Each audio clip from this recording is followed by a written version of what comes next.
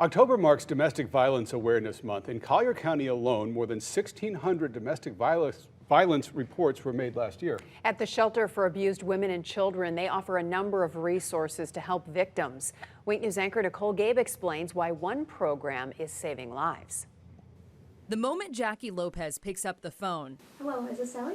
The game begins. Are you in a safe place to talk right now?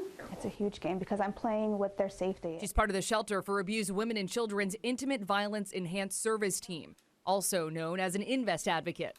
We get all of Collier County's domestic police reports daily. Lopez reads between 20 to 25 reports a day, scanning for specific words, looking for domestic violence victims, women or men.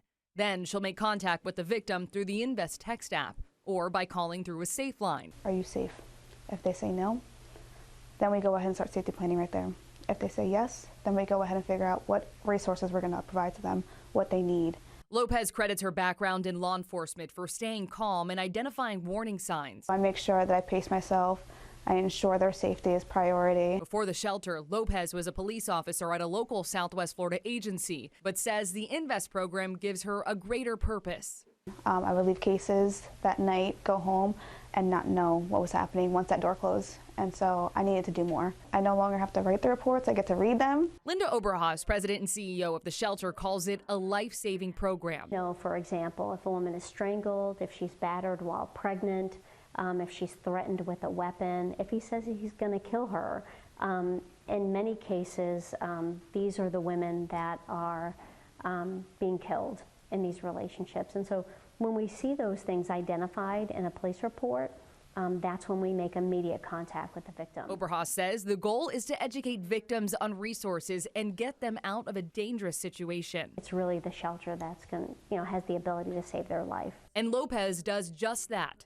Over the past 6 months, Lopez has helped 7 people leave abusive situations. One, she says, didn't know about the shelter until the call. So the fact that they were able to get help from us made it so much more for them to realize that there's organizations in the community that are able to help them and want to help them. A job Lopez calls rewarding and necessary. I'm able to help them in a way that they've never thought help was even available.